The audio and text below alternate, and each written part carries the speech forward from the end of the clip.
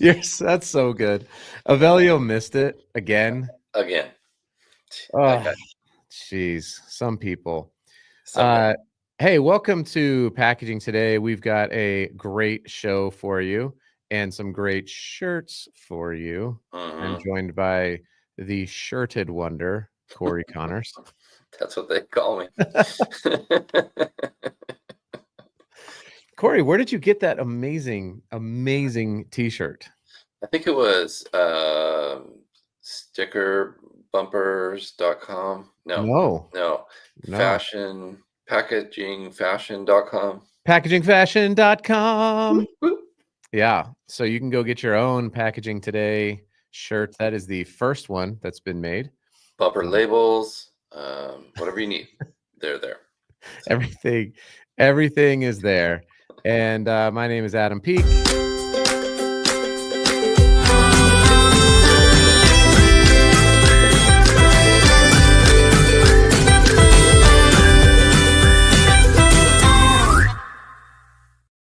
Oh, I would solve world hunger. So let's get going. I got a couple of stories here today that I found on the internet, and then also we want to be taking your comments and your questions for our newest segment every Wednesday called Can We Solve It? Hopefully we get some fun packaging related questions.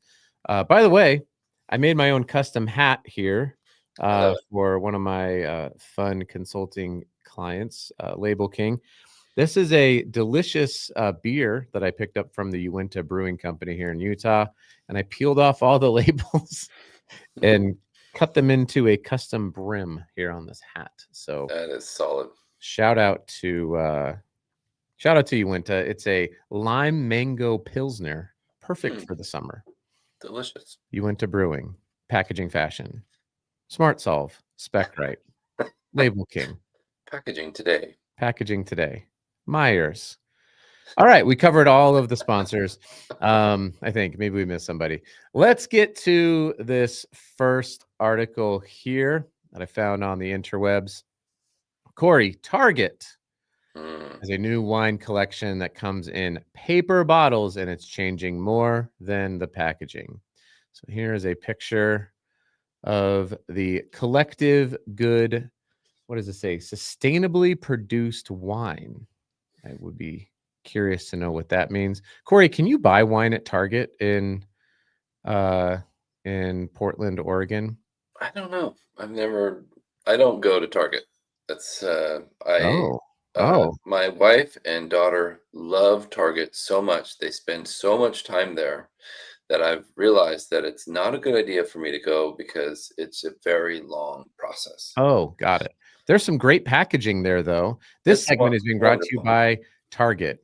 This is an ad. No, it's not an ad. They have created an environment where people that like to shop love to go there, and it's like an adventure. It's an event to go, and they get excited, and there's coffee and there's all kinds of things.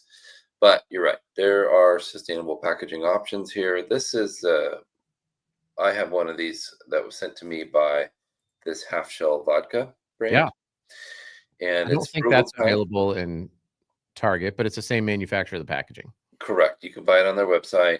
I think it was 99 proof or something like that. There was got 99 proofs, but an ABV ain't one. Hit me.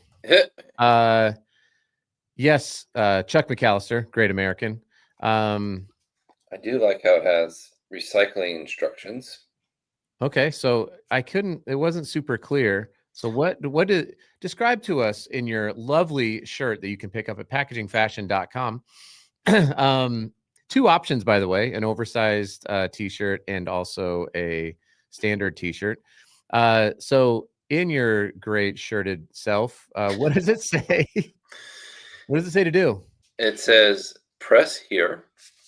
So there's a little spot where you push, and then you pull the chipboard part off of the sleeve, because there is an inner sleeve. So I think the assumption is the lid is or the cap is off, and then you're going to unwrap this, and then you're right, there is a low density polyethylene plastic liner inside the bottle. So it is quite a bit of effort to recycle it. My concern is that it'll just get tossed in the recycle bin, and it's got aluminum, it's got plastic, it's got a plastic sleeve on the inside, and then it's got this paper outer. Okay. So So it's a traditionally, lot of effort. this might have come in glass, right? Yeah. With a beautiful label on the outside. Shout Mhm. out to labels or packaging.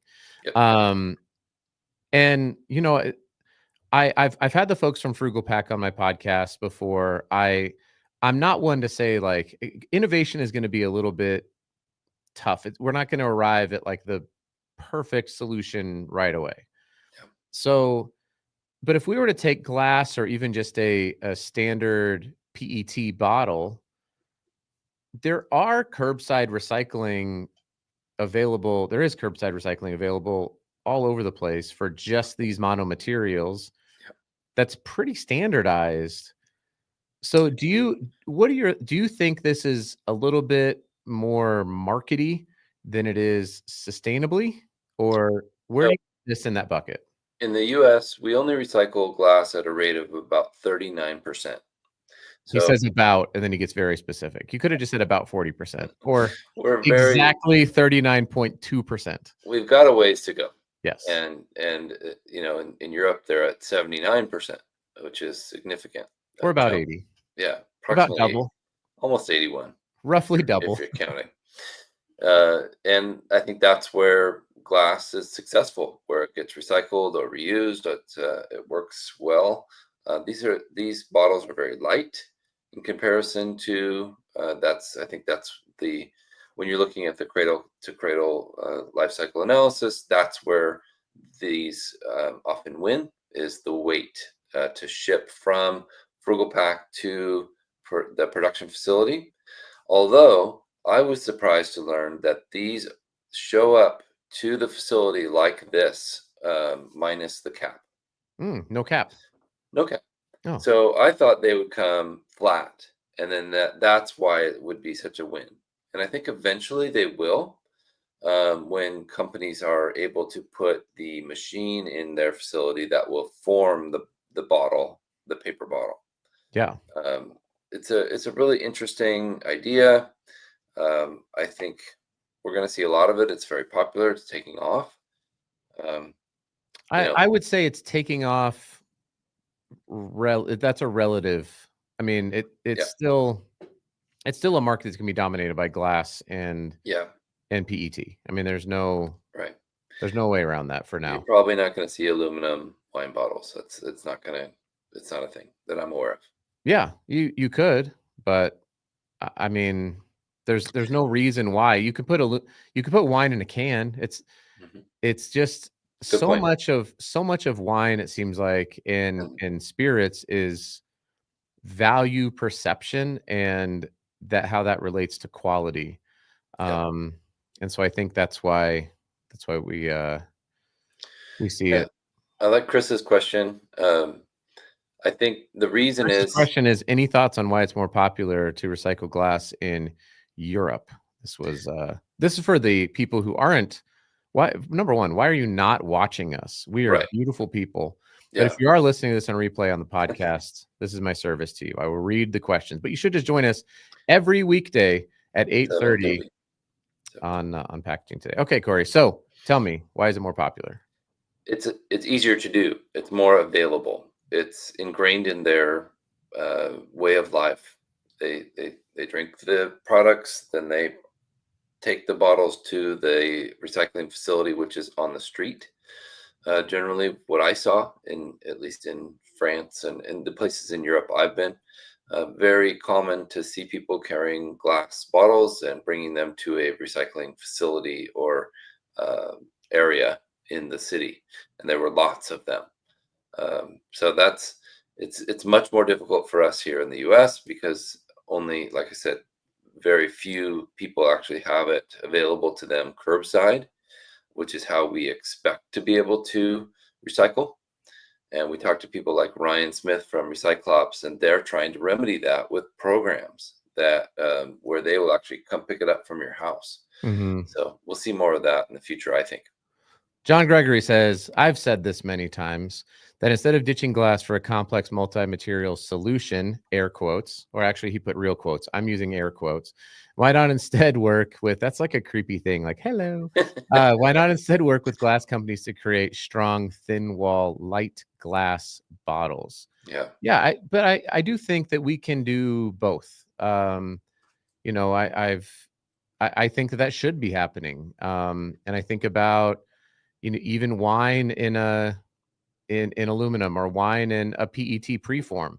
If you Yep. think about the reason that I think plastic does end up performing well in these LCAs is if you're familiar with it, oftentimes it ships in this tiny little PET preform and then it gets molded at the site. So it gets made bigger, blown up. That's the official term. Yeah.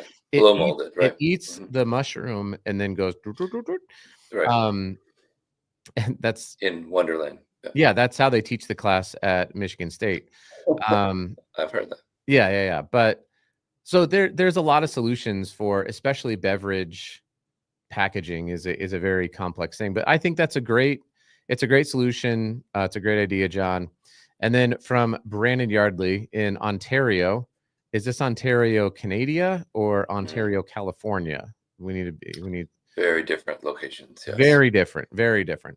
He says we recycle glass beer bottles. They returned to beer stores who provide a deposit to the customer and then directly sent to the manufacturers who clean and reuse them. We talked about this a little bit. Was it yesterday or last year? All the days sort of meld together for me. States that have deposit return systems have recycling rates that are more than double of states that don't in America. And so it's proven effective. So I agree with Brandon. It's working in Canada and in the U.S. Canada, awesome. I Yeah, don't I think you mean, could do a deposit return system on this no, because unless you're recycling, unless the people that take the deposit cans or items would know how to disassemble this. no, that's not. You're not gonna Johnny Five that thing. Yeah. Short circuit it. Yeah. Wasn't that his thing? Johnny Five alive. Yeah. The other problem with that is you just can't clean it. It's paper. There's no way to disinfect the inside without ruining the paper. So Right. that is a single use item for sure. Mhm. All right. In other news, dun dun dun. Let's see here. How do I go back to the layout? Do we think news layout? Nope, that kicked you off. There we go.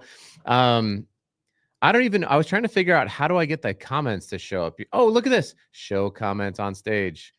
Okay. Nice. Hey, someone comment so we can see if I click this right. I'm a terrible producer. I'm a C minus producer. Like I'm Well, you're better than me, Adam. well, thank you. We'll give you Thank you. I mean, I don't mean to, it's kind of a low bar, Corey, that. because you've never tried. I know. I mean, interesting. I All right. I saw this out of Australia from the University of Queensland. This is about a month ago. They discovered this says biodegradable plastic that is derived from strawberry waste Hmm. and wood pulp. That there's a research paper they submitted that shows that it has the same basic properties and strength and barrier properties as both polypropylene and also polyethylene. So this is interesting to me. Let's see here. By blending bacteria produced biodegradable polyesters known as PHAs with wood fibers taken from pine sawdust. Hmm. So basically, we can turn berries into PP. Corey, what are your thoughts on some of these material innovations that we see coming out of these labs? I think they're very valuable, Yeah, I do but too. I know that you hate them. So I what do think you- they're exciting. I think that's the future of sustainable packaging, to use waste to make packaging and then to be able to recycle it or compost it again in perpetuity in a circular fashion is the way. and we need to focus more energy on this. And I'd like to see fewer articles like this and more articles like NotPlus, where they're actually implementing these on a large scale. Yeah. So I think and Sway is doing a great job as well. They've just launched their bag replacement for poly bags. It's No, this is not an ad. This is not not an an ad ad, for not an ad. Sway and Not NotPlus. a sponsor. Yeah. Yeah. No, I mean, I agree, but I think that we can have both, right? This is a news article about a research lab, and I got to imagine at some point in time, the things that NotPlus and Sway are doing originated in some sort of academic laboratory or laboratory. So That's the yeah, British way to say. it is the if we can pioneer aluminium substitutes in a laboratory is how I'm feeling. We got approved to say that by our British friends, so We did. We're good. We did, yes. So but again, is it good to take sawdust and strawberries and turn it into plastic? To me, I wish that strawberries would taste like strawberries. Yeah. And Well, I think they said the strawberry waste. Maybe it's the caps. What do you call them? Yeah, it says such as fruit punnets. Can somebody tell me what is a fruit punnet? Punnet. I don't know what this word means. It says that it biodegrades completely in soil, fresh water, the ocean, and in compost. So I haven't heard that word. Yeah, pretty cool. There's another interesting news story here that I will pull up, and then we'll get to our Can We Solve It? I saw this on the internet. It's this website called packagingfashion.com, and you can, if you'd like to, you can go here and you can get these shirts made. And they ship to you. How fast did yours take, Corey? Oh, 2 days. Yeah. Look at this. Estimated delivery to United States, June 23rd to July 8th. So it's kind of like the cable person. But I wasn't waiting. Yeah, I wasn't waiting. The oversized shirt is really good quality, as I believe you ordered that one, Corey. Is this correct? I did. But if you don't want to shell out the $35 to $40, you can get a standard shirt. Yeah. So very comfortable, very high quality, and it advertises for a great show, in my opinion. #ad. Let's see. Chris, thank you for jumping in here. According to Perplexity AI, a fruit punnet is a small, typically square or rectangular container used to package, transport, and sell fresh fruit. Oh, interesting. So that's the little tray. Yeah. It's not the strawberries. It's the strawberry punnet. The molded pulp tray. Yeah. So they're turning paper into plastic. That's very strong. Okay. Thank you. Thanks, Chris, for making our show so much better. You know what that could have been? That could have been a question for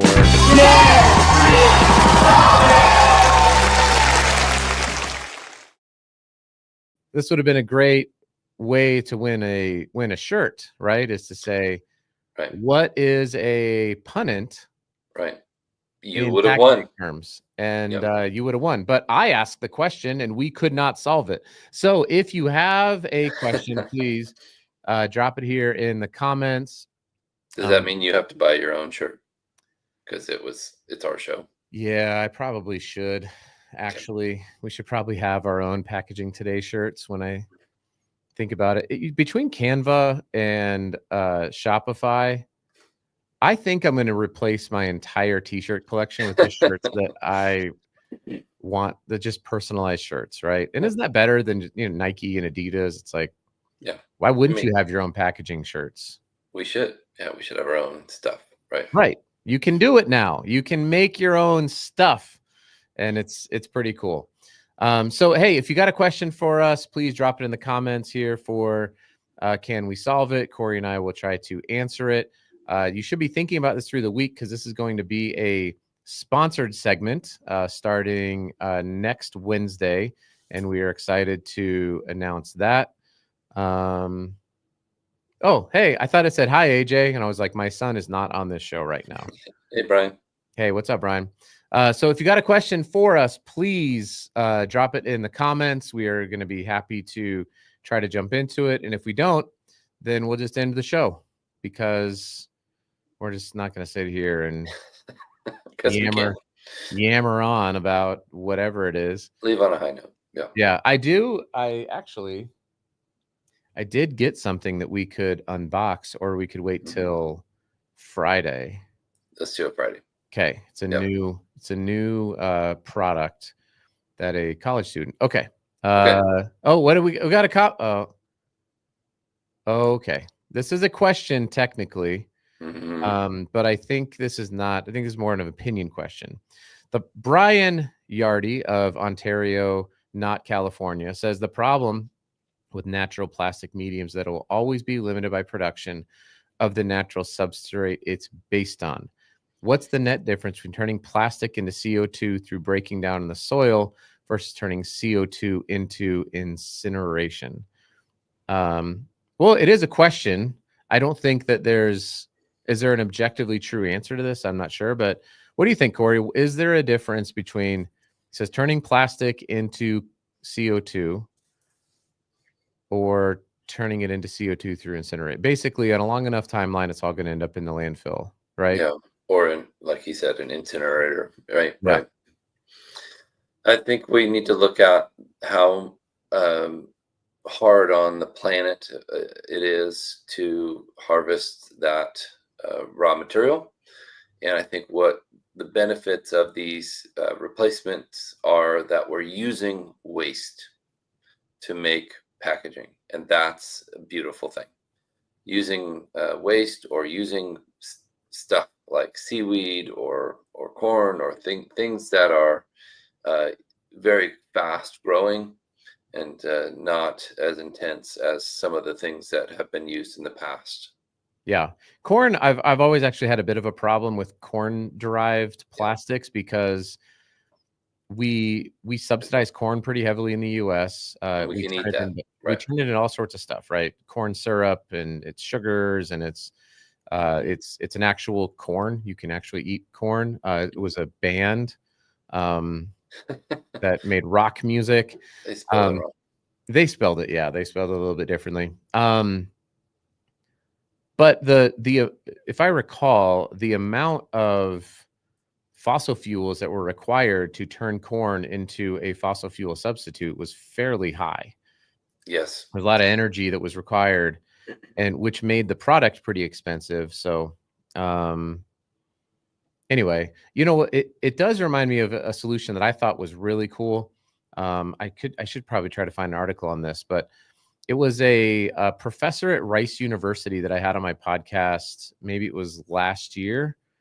And they were taking various plastics, and he had a methodology by which he could create a byproduct of these mixed plastics and turn them into two things. One is hydrogen, so clean hydrogen that he could capture, and the other was graphene, which is used in like automotive parts. It's a very expensive material, and so his input costs were low because it was plastic waste, and he's turning it into clean hydrogen that we can use for fuel, That's great. and also into graphene, which we can use in construction, potentially in concrete. So things like that, I do get really excited about because it's like, this is waste. And wheat straw. There's lots of things like that. It's exciting. Yeah. So I don't know, Corey, I don't know if we're going to get any Can We Solve It questions, but I will let everybody know that if you can solve it, you are going to get your very own packaging. If we can't solve it, you will be getting your very own Packaging Today shirt, which soon we'll have on the back of this shirt. I can't pull it up. It will have our sponsor logo or on the tag. So be thinking of questions. We want to be able to discuss them. We want to be able to look them up. I mean, not look them up, not use ChatGPT. We never would do that. We would never do that, everybody. Never do that. So, but if you want to get your own, you don't want to try to solve us, and you want to stump us, then you should just go to the website and buy yourself a shirt. Yeah. And rock it proudly at every single trade show. Corey, you got some shows coming up. I feel like you're going to be attending here soon. Yeah, the Sustainable or the Packaging Recycling Summit in Dallas, Texas next week. I'm very excited to go to that show. It'll be the 25th through 27th in Dallas, Texas. Are you going to eat some barbecue? That's the plan for sure. Okay, that's a good idea. Also, by the way, shout out to Torchy's Tacos. If you're in Dallas, they have the best queso I've ever had. I'm just gonna keep Chris's hashtag ad pinned or something like that. Let's see what Brian asks us a question. Have you seen a circular paperboard carton? I was going to say, you mean like a paper tube? He's saying, circular mean, yeah. So now this is a little bit different, but I remember I was at a Dick's Sporting Goods, which is still an awkward name for a company. Be like, I'm going to go to Dick's. You know, it's just a thing. It's a thing. It's appropriate to say it when you're going to, anyway. But I asked them, they had a bunch of rigid corrugated boxes, and they're like, yeah, we reuse these all the time for our distribution centers. And they were pretty stout versus the plastic corrugated that are often used. And like, then we can recycle them. So that was maybe the closest thing I've seen to circularity for I know he's not asking, that's corrugated and paperboard are different, but I thought he meant like recyclable, but I'm not following. It's pronounced circular. Circular. So anyway, and then a comment from YouTube, worst thing ever invented was the paper straw. I wouldn't say it's the worst thing ever, but yeah, I was one of them for sure. It was not my favorite. I'm not a fan of the paper straws, but you know, it's not I'm just like, curse you, paper straws. Yeah. I say that about some things, like, I don't know, bombs. Right. PFAS. Yeah. Forever chemicals. Yeah. Well, hey, that is, I think that's our show, Corey. Good show. Like the shape. Oh, making paperboard circular. Okay. I don't know, but maybe we will ruminate on this, and then hopefully we'll be joined by Avelio tomorrow. We will try to make the show better tomorrow than it was today. Great show, though. I do think it's a great show. You know what's better, though, than the show is your shirt. Thank you, Adam. Which you can go get over at packagingfashion.com, packagingfashion.com. Thanks, everybody. Have a great day. Great